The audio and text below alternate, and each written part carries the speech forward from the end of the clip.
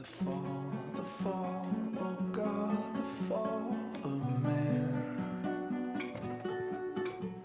The fruit is found in every eye and every hand. Nothing there is nothing yet in truest form.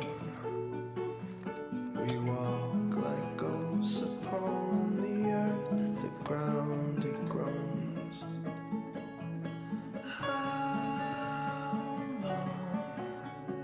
How long will you wait? How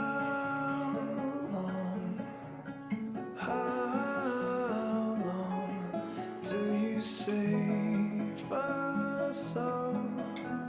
Save us all.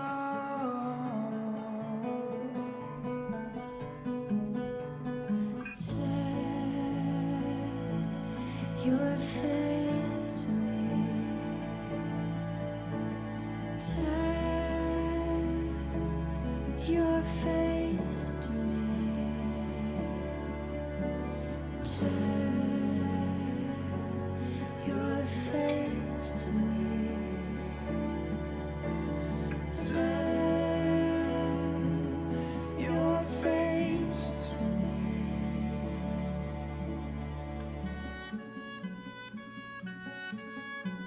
The light, the morning light is gone, and all that's left is fragile breath and failing lungs. The night, the guiding man has come, uniting love with his bride. Bonjour à vous qui êtes ici et bonjour à ceux qui nous regardent en ligne. J'aime beaucoup cette vidéo parce qu'elle introduit, je trouve, juste parfaitement ce que j'ai à transmettre aujourd'hui. Et je vais faire quelque chose que je ne fais jamais, en fait. Je crois que c'est même juste la première fois que je vais faire ce que je vais faire.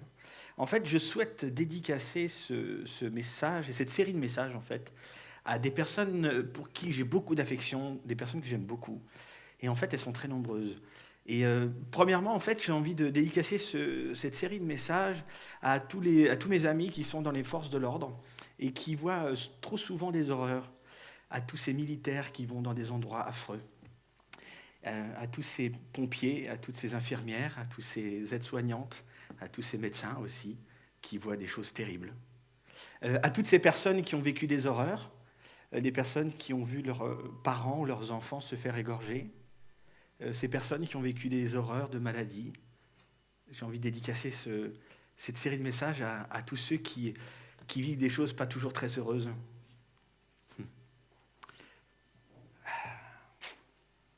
Ouais. Je suis hyper content d'être là et de vous parler à nouveau après la super série de messages que Sam nous a apporté sur l'amour. Et en fait, j'aborde cette série de messages aussi parce que c'est une question que j'aborde tellement, qu'on me pose tellement souvent, ou qu'on me dit tellement de fois, avec ces gens avec qui je passe tellement de temps. Mais où il est où? Il est où ce Dieu? Il est où? Et depuis longtemps, je voulais aborder cette série de messages. J'en ai déjà parlé une fois, et depuis des années, j'avais envie, parce qu'on me repose toujours cette même question. On nous la pose tout le temps, cette question. Alors, quand tu dis que tu es pasteur, ils te disent l'espèce de prêtre version protestante, là, c'est ça? Ah, t'es religieux? Ah, tu crois en Dieu, toi? Vous savez, toutes ces questions qu'on a régulièrement, là. Ou même juste, en étant juste quelqu'un qui... J'ai la foi, ou je crois, je crois en un Dieu. On chante Dieu est grand, Dieu est bon, tellement de fois. Mais si c'est vrai, pourquoi tout ça? Si c'est vrai, pourquoi? Il est où, Dieu? Je vais poser énormément de questions aujourd'hui. Énormément de questions. Parce qu'en fait, on en a tous des questions et des doutes. Et ça fait pas des gens de nous moins... Ça ne fait pas de nous des gens moins bien, ça fait de nous des gens normaux. Il est où, Dieu? on vit des choses qui sont compliquées, où on entend parler de choses compliquées, et certains éprouvent un certain plaisir à nous rappeler ces choses affreuses. Certains en jouent, certains s'en font du fric même, de nous transmettre des choses comme ça, qui nous font peur, qui nous dégoûtent. Et quand on vit toutes ces choses-là, il y a quelques années, c'était en Haïti. Je ne sais même pas si on se rappelle qu'il y avait eu ce tremblement de terre terrible, on ne sait même plus combien vraiment il y avait de morts. Peut-être que mon ami Jean-Bernard et Marlène, mes amis là, ils se rappellent certainement plus parce qu'ils avaient peut-être des liens là-bas. Mais vous savez, ou ces horreurs qui se passent un peu partout. Sans blague, en Syrie, en Irak, on va bientôt oublier ce qui s'est passé. Dans pas longtemps, on va oublier. C'est sûr. Le Bataclan, ces gens égorgés, tous ces trucs affreux, tout le monde collé à l'écran et tout ça. Il y a un moment, on va oublier. Mais il y a une chose qui est toujours présente lors de ces événements, qui est incroyable. Il y a cette question qui est toujours là. Mais Dieu, tu pensais à quoi pendant ce temps-là? T'es où? Est-ce que tu vois où je suis, moi? C'est une question qui vient toujours. Hein. On ne peut pas l'enlever, cette question. On ne peut pas enlever cette question qui dit, mais il faisait quoi pendant que moi je vivais cette horreur? Ou pendant que ces gens vivent ça? Il est où? Dieu. Et vous savez, on a tous cette même question. Tous. Alors, il y a les chrétiens qui parfois ont quelque chose qui soulage plus ou moins, et ils se posent la question, c'est presque un jeu plus ou moins intellectuel, plus ou moins, mais plutôt moins, je pense.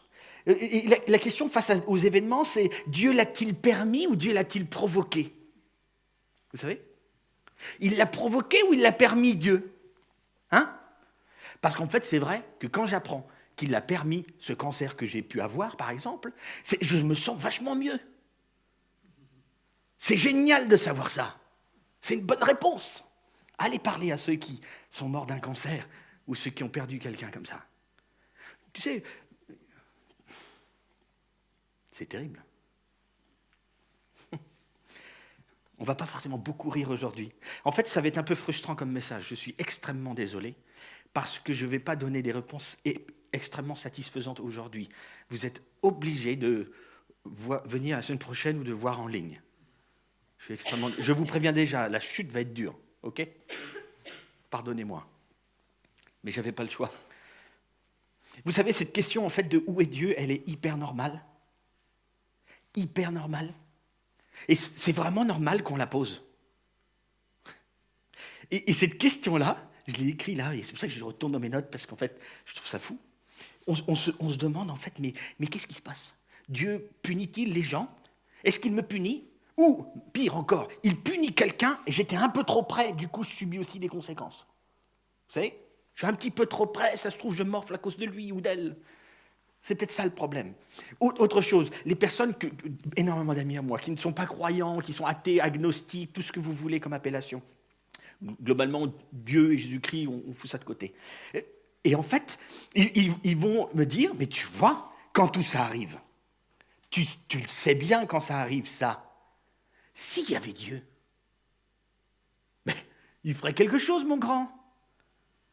C'est sympa ton truc, mais il bougerait, il ferait quelque chose, il serait là, il te soutiendrait dans cette épreuve, lors de cet événement terrible. Il le ferait, c'est sûr, non? Donc, pas de preuve, il n'est pas là, ça ne bouge pas, la réalité te montre, Dieu n'existe pas. Alors j'ai envie de dire à ces chers amis, et je le dis en fait régulièrement, mon cher ami, ce que je trouve intéressant, c'est que tu es un faux athée, faux agnostique, faux croyant. Parce que le problème, c'est que tu es en train de définir ce que Dieu devrait être et faire. S'il n'est pas là, il n'existe pas, ne parle pas de Dieu. Il n'est pas là. Tu es en train de me dire que s'il était là, il ferait ceci. Mais non, il n'est pas là, il n'existe pas pour toi, ne parle pas de lui. Mais en fait, ce qui se passe, c'est qu'on a tous cette même question quand même, qui est là. Mais il est... Non, il n'est pas là, parce qu'il n'existe pas. Il est où? Non, mais s'il était là, enfin, tu vois. Parce qu'en fait, il y a une véritable question qu'on devrait tous se poser. Au lieu de poser la question, mais où il est où ce Dieu? On devrait poser une autre question, tous. On devrait poser la question de « Mais c'est qui Dieu ? Qui est ce Dieu ?» On devrait se poser cette question, vous savez. Donc on se pose tous la mauvaise question, c'est dingue, hein ? Elle est normale, mais elle est mauvaise. Il faudrait se poser la question de « Mais qui il est ce Dieu ?» Parce que vous savez une chose, ce qui est très intéressant, dans la question de qui est Dieu, c'est que lorsque je prends ce que moi on m'a transmis de Dieu, alors certains ont fait le catéchisme, l'autre fait l'école du dimanche, on écoute des choses des fois dans les bâtiments de réactifs, l'église de la Brie ou l'église M9 ou ailleurs, on entend des choses et tout ça, et donc je connais des choses de Dieu. Et d'un coup, il y a la réalité qui arrive, la dure réalité qui est là. Et parfois, ce qu'on nous a transmis de Dieu n'est pas la même chose, on ne comprend pas pourquoi la réalité ne confirme pas ce que je connais de Dieu et de ce qu'est Dieu. Et c'est hyper compliqué. Et vous savez, la pire des choses qui peut nous arriver à tous, c'est qu'en fait, face à la réalité, on n'arrive pas à conjuguer qui est Dieu, ce qu'on m'a transmis de Dieu, et la réalité. J'arrive pas à conjuguer les deux. Et du coup, vous savez quoi ? Il est même possible que le Dieu qu'on m'a transmis, en qui je croyais, en qui j'avais confiance, ça se trouve, il n'existe pas. C'est la pire conclusion. La version de Dieu qu'on m'a transmise, peut-être qu'elle n'existe pas. Trop bien. Mais alors, j'essaierai d'être un peu plus positif, hein ? D'accord ? Ne mourrez pas tout de suite. Mais c'est quand même une réalité, c'est que lorsque notre vue de Dieu, ce que l'on se fait comme image de Dieu et la réalité à laquelle nous faisons face, lorsqu'il y a un décalage trop important, on a un problème majeur. C'est pour ça que la vraie bonne question qu'il faudrait toujours se poser, c'est qui est ce Dieu ? C'est qui ce Dieu en face de nous ? De qui parlons-nous ? Il y a des événements qui sont marquants. J'ai écrit ça, événements marquants, c'est quelque chose qu'on aime beaucoup, parler de ces événements marquants. Si vous êtes chrétien, n'ayez pas peur de dire que dans ce que vous lisez, lorsque vous lisez par exemple un des livres de la Bible, vous lisez parfois que Dieu utilise des tremblements de terre, des inondations, des sécheresses, des famines, pour faire quoi ? Pour que tout le monde puisse se poser la question, mais c'est qui Dieu ? Il veut juste qu'on se pose cette question en fait, qu'on le définisse. Que l'on sache qui il est, vraiment. On va aborder un texte très ancien. Je vais avoir une lecture avec vous. Mais vous savez, ces événements-là sont majeurs. On lit dans l'Ancien Testament, donc c'est les plus vieux livres qui composent la Bible. On voit cette histoire de Pharaon, et même dans les livres d'histoire, ou si vous avez vu Le Prince d'Égypte, DreamWorks, ou Les 12 Commandements avec Charlton Heston, si vous êtes assez vieux, ou des choses comme ça. Si vous avez vu tous ces films-là, on voit Pharaon, pas Pharaon, hein, d'accord ? Donc on voit Pharaon qui est là, qui lutte parce qu'il est Dieu, hein, pour l'Égypte et pour les gens autour de lui, mais en fait, Dieu va utiliser ce Moïse et il va avoir des plaies, ça va être hyper compliqué. Et en fait, Pharaon va réaliser au bout d'un moment qu'en fait, il n'est pas Dieu, lui. Mais t'es qui, toi ? Parce qu'en fait, tu me fais peur. Je ne suis pas si puissant que ça, moi. Et il y a aussi cette histoire où on voit dans le Nouveau Testament, dans les évangiles, on voit au moment où Jésus-Christ va mourir à la croix, et donc il meurt, et là il y a un tremblement de terre hallucinant qui va tout secouer partout, et là il y a un homme qui est un centurion romain, donc responsable de 100 soldats romains qui est là, et qui regarde cet événement, et qui est quelque part et il dit, il était véritablement le Fils de Dieu. Et il répond à cette question lors de cet événement marquant pour lui. Il a répondu à la question de qui est Dieu. C'est lui. C'est ce qu'a fait le centurion romain. Il a répondu à cette question.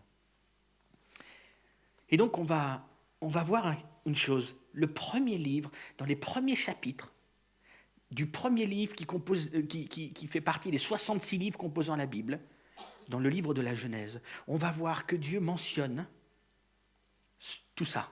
Il va mentionner en fait qu'il est grand et qu'il est bon, mais il y a un souci et il y a une solution. Tout est en même temps dans le même texte. C'est assez dingue. Assez dingue. Et j'aimerais vous le lire. Alors, pour certains, ça peut être un poème, ça peut être mythologique. Pour certains, c'est paroles d'évangile, avec des détails de comment ça s'est vraiment passé, etc. On ne va pas parler de ces choses-là, hein. Le créationnisme progressif ou pas, littéral, tous ces trucs-là, super géniaux, ce n'est pas l'idée. Mais ce que j'aimerais vous lire, c'est ce que Dieu a voulu transmettre de ce qu'il a fait et comment il l'a fait, pour expliquer peut-être un peu pourquoi on est censé s'agacer avec cette question. Au commencement, Dieu créa le ciel et la terre. Or, la terre était chaotique et vide. Les ténèbres couvraient l'abîme et l'Esprit de Dieu planait au-dessus des eaux.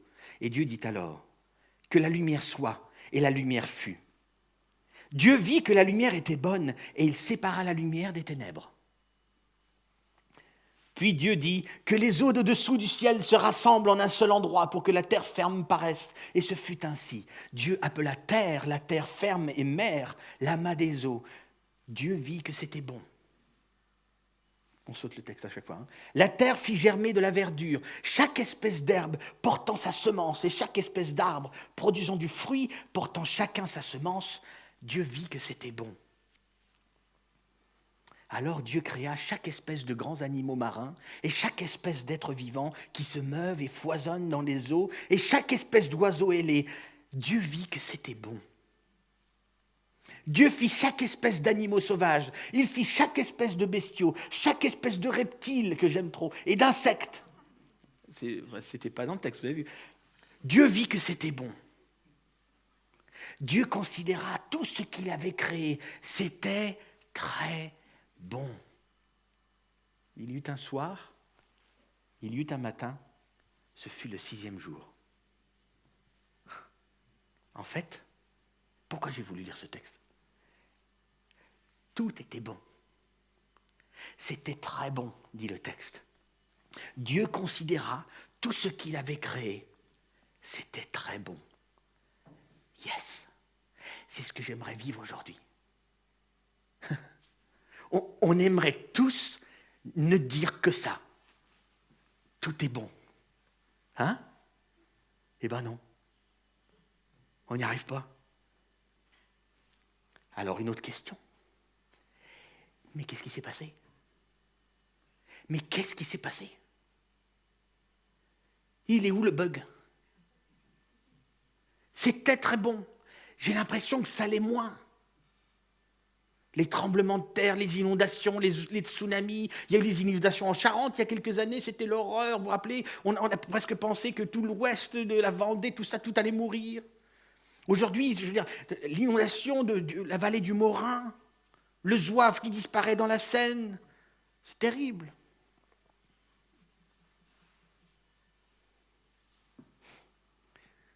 Il y eut un soir, il y eut un matin, ce fut le 6e jour. En fait, tout était parfait comme j'aimerais que ce soit aujourd'hui.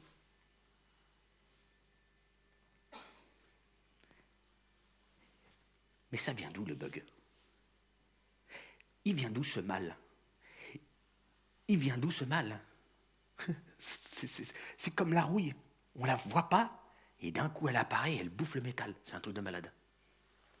Parce que le mal, c'est ça. Ça abîme quelque chose qui à l'origine était bon. Il vient d'où le problème ? Il vient d'où le problème ? Là, j'ai mentionné des trucs, on va se marrer, mais ou pas du tout. Mais il vient d'où aussi cette tension que l'on vit ? Il y a un problème majeur que l'on vit, vous savez ce que c'est ? On est tout le temps tiraillé entre « ça devrait être comme ça, mais c'est comme ça ». C'est vrai, non ? En fait, il ne devrait pas y avoir d'inondation, les maisons devraient être au sec. On est d'accord là-dessus ? C'est inadmissible qu'il y ait une inondation, mince. On sait que le mal ne devrait pas être fait à ses enfants, mais le mal est fait. On le sait que c'est mauvais. Il y a une tension, hein ? On la vit, cette tension. Il y a un problème entre le très bien et le vrai, la réalité qui n'est pas toujours aussi belle. Il y a un problème. Mais qu'est-ce qui s'est passé ? C'est universel, hein ? On vit tous ces tensions de pourquoi c'est pas comme ça devait être ? Pourquoi ce n'est plus comme c'est écrit là, c'était très bon ? Qu'est-ce qui s'est passé ? Et Dieu continue, il avance, et au bout d'un moment, il va prendre le texte nous dit qu'il prend de la terre, il va faire l'homme, il va faire la femme, et donc il va leur dire de dominer la terre et de s'éclater. Vivez des choses au top. Allez-y, profitez de tout. C'est génial. Et Dieu, vous savez, qui n'aime pas les règles, comme moi, je ne sais pas vous, hein, mais Dieu n'aime pas trop les règles, donc il n'en a donné qu'une seule à Adam et Ève. Une seule règle. On se dit, mais s'il n'y en avait qu'une, c'est le bonheur pour nous. Et donc, Dieu qui a créé ces êtres magnifiques, les êtres humains, non, je veux dire, nos corps sont incroyables quand ils marchent bien. Hein, c'est génial comment ça marche, comment on tient debout, ces cellules, ces atomes, ces trucs, c'est énorme.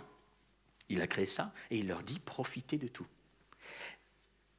Et vu qu'il a dit qu'il les a fait à son image, donc avec le pouvoir de décider aussi, il a insufflé ce souffle, cette âme, et il leur dit juste, vous avez ce pouvoir de décision, et je vous dis juste, ne mangez pas de ce fruit. Une règle, elle est nulle la règle. Non mais, tu ne mangeras pas de ce fruit, ça va? C'est pas trop dur. Si nos enfants devaient respecter que ça, je pense qu'on serait les meilleurs parents du monde. Et vous dites ça à un de mes fils qui ne mange pas beaucoup de fruits et de légumes, c'est facile pour lui. Tu ne mangeras pas de ce fruit. Pourquoi? Parce que tu te retrouveras avec la connaissance du bien et du mal. Et là, tu vas vivre un problème majeur. Ne mange pas de ce fruit, de la connaissance du bien et du mal. Vous savez que c'est la raison pour laquelle on est tout le temps tiraillé entre le bien et le mal. Vous savez que c'est la raison pour laquelle on se demande toujours pourquoi ça arrive, cette injustice abominable, et ça c'est bien. On a cette tension. Vous savez que c'est à cause de cet événement-là, parce qu'il a mangé ce fruit, cet abruti. On est là et on a juste envie on se dit, mais c'est pas possible, c'est pas juste pour ça, c'est que pour ça. Oui, c'est pour ça que tu es tiraillé, Lorenzo. C'est pour ça que tu es écœuré de voir ces gens qui se font égorger dans une salle de concert alors qu'ils sont là juste pour s'amuser. C'est pour ça que tu es écœuré de voir des atrocités qui se passent de l'autre côté du monde. Ça va, comme disait Coluche, tant que c'est assez loin, je me sens tranquille. Mais quand ça s'approche dans une salle de concert parisien, là, on n'entend plus personne. Hein. Et c'est pour ça que je suis tiraillé. C'est pour ça que c'est insupportable de voir des gens qui deviennent des animaux, qui font des horreurs. C'est pour ça que c'est insupportable d'imaginer la réalité de gens qui sont poussés en haut d'une falaise parce qu'ils ont juste choisi d'être homosexuels et on les tue. Ou qu'on égorge des gens parce qu'ils ont décidé de suivre Jésus-Christ. C'est pour ça que ça nous rend dingue, cette injustice pourrie. Parce qu'on est tiraillé, parce qu'on a la connaissance du bien et du mal. Si le fruit, c'était juste la connaissance du mal, ce serait vachement plus simple. Mais c'est les deux.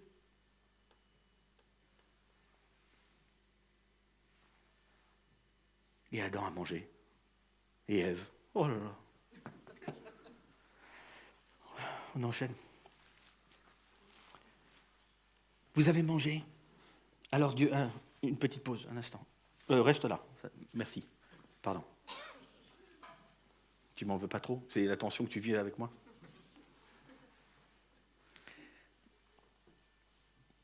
Ils l'ont mangé, ce fruit. Et Dieu, avec ça, il a du mal. Pourquoi as-tu désobéi à une seule règle? Il n'y en avait qu'une, tu pouvais faire tout le reste. C'est quand même dingue, hein? Il n'y en a qu'une là, et tout le monde regarde le bout du doigt.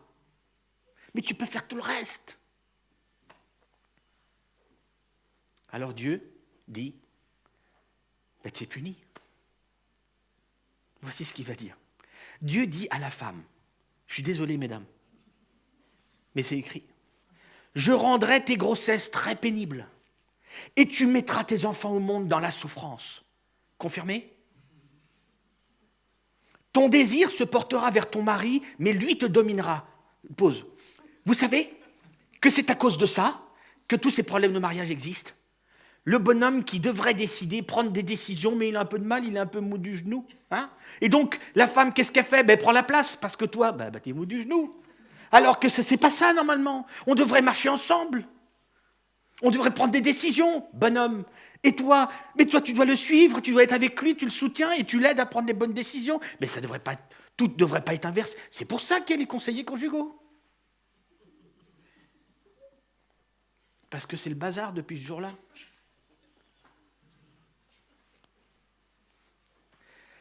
Dieu va parler à Adam, il dit, puisque tu as écouté ta femme, idiot. Non, il faut un peu écouter, mais pas tout le temps. Puisque tu as écouté ta femme et que tu as mangé du fruit de l'arbre dont je t'avais défendu de manger, le sol est maudit à cause de toi. C'est avec beaucoup de peine que tu en tireras ta nourriture tout au long de ta vie. Il te produira des épines et des chardons, et tu mangeras des produits du sol. Oui, tu en tireras ton pain à la sueur de ton front, jusqu'à ce que tu retournes au sol dont tu as été tiré, car tu es poussière, et tu retourneras là où tu as cueilli du fruit à manger. Produit du sol. Vous savez que c'est pour ça qu'on n'a jamais besoin d'arroser, de planter, de mettre de l'engrais pour avoir de la mauvaise herbe. Elle se présente toujours toute seule, avec beaucoup d'initiative. C'est comme si le sol se venge. C'est dingue. Les ronciers, quelle horreur. C'est génial pour les sangliers parce qu'ils se cachent dedans. Mais sinon, c'est horrible. Il faut vivre une fois l'expérience avec moi d'aller chercher un sanglier dans un roncier quand il nous attend pour être mangé. Parce que je ne peux pas dire qu'il a été tué. C'est politiquement pas correct. Non mais, on dirait que le sol se venge. C'est quand même dingue. On dirait que la mer se venge. On dirait que les nuages se vengent. Parce qu'en fait, parce que le sol est maudit tout comme le bonhomme, l'humain. On a un gros problème. À cause de la désobéissance à une règle de ne pas manger un fruit. Scandaleux. Vous savez, parfois on pourrait dire un peu vite, mais c'est un peu dur de punir comme ça. Elle est un peu vite, peut-être la punition, elle est un peu sévère de maudire comme ça ce qui est sur la terre, ce qui est dans la terre, ce qui est sous la terre, au-dessus du ciel. Enfin, c'est hyper sévère comme punition. Mais j'ai une question à vous poser. Peut-être que vous avez déjà vécu cette expérience, peut-être que vous allez le vivre, mais un jour vous êtes en présence d'un adolescent qui parle extrêmement mal à ses parents. Pire, il le fait en public. Il est grossier, il est vulgaire, il insulte. Le père ne le reprend pas. Pensez-vous que c'est un bon père? Vous êtes au supermarché, lieu que je déteste parce que je pense qu'il est maudit à cause de ce qui s'est passé ce jour-là. Bref, vous êtes un jour au supermarché, il y a des enfants qui sont autour de vous, qui courent, qui crient, c'est terrible, et ils déchirent des paquets, des trucs que vous devez prendre et tout ça, vous êtes super enragé et vous dites juste, ils sont où les parents? Et là, d'un coup, vous réalisez que pas loin de vous, à côté là, la maman était là et elle distribue aussi des bonbons aux enfants pour les calmer. Pensez-vous que c'est une bonne mère, oui ou non?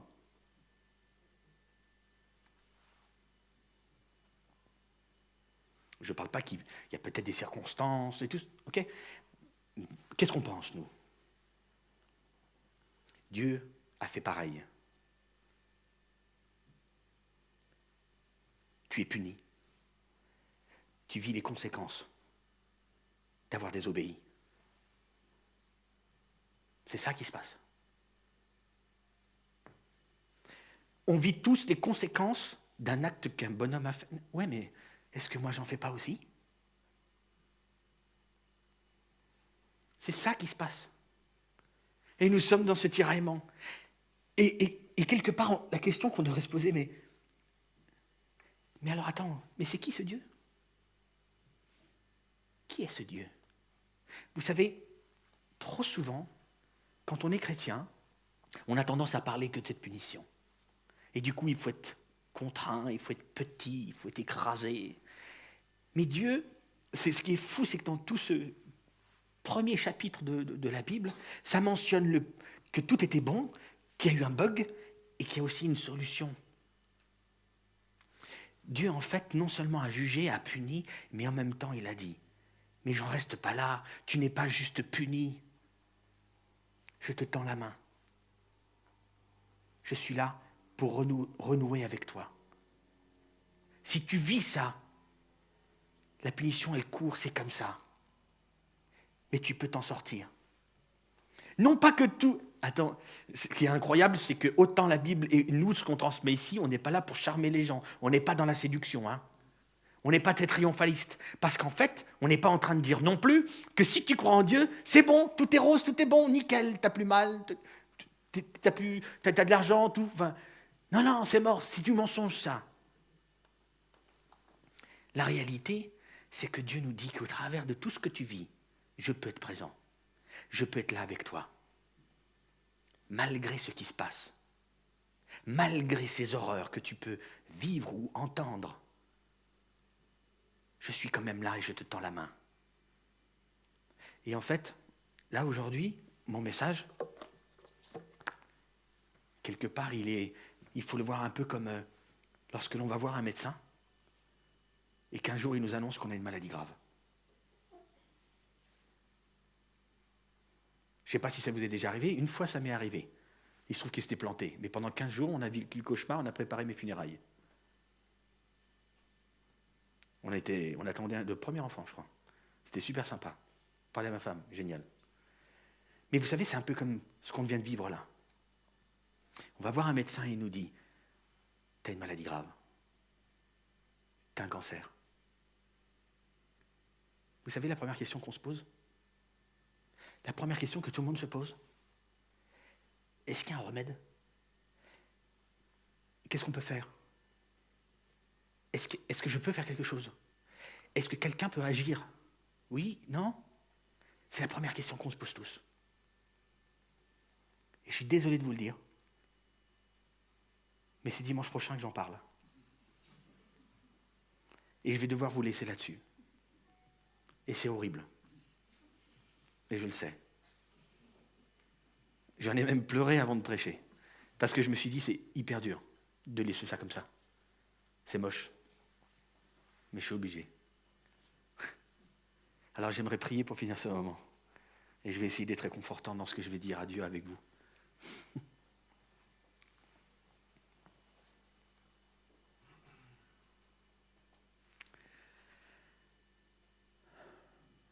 Mon Dieu, ici, personne ne t'a vu.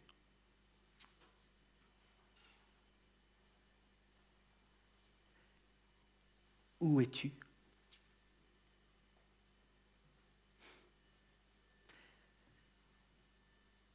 J'aimerais te demander de pouvoir t'adresser au cœur de chacun ici, et ceux qui nous suivent aussi en ligne. Que tu puisses montrer qui tu es vraiment. Pas juste une idée qu'on m'a transmise un jour, mais qui tu es vraiment. Quelle personne tu es. Mon souhait le plus cher, c'est qu'on puisse découvrir qui tu es, afin de pouvoir passer au travers des épreuves, au travers de tout ce que l'on voit, au travers des injustices. Qu'au milieu de tous ces événements terribles, marquants, on puisse comprendre qui tu es vraiment. Et du coup, voir aussi qui tu n'es pas. Merci parce que tu nous permets de vivre cette vie avec d'autres. Tu nous permets d'affronter ces choses aussi avec d'autres. C'est une partie de la solution que tu nous présentes. Mon Dieu, je te prie juste que pendant cette semaine, il n'y ait pas trop de questions, de tourments. Je te demande juste que ces questions puissent rester en suspens, qu'on puisse en reparler dimanche prochain. Je te demande encore une fois d'accompagner toutes les personnes qui sont ici présentes dans leur semaine, dans leurs différents vécus. Que ceux qui ont eu déjà des nouvelles terribles en eux puissent mettre ça peut-être en pause ou arrivent à passer au travers de tout ça pour l'instant pour se poser rapidement les bonnes questions.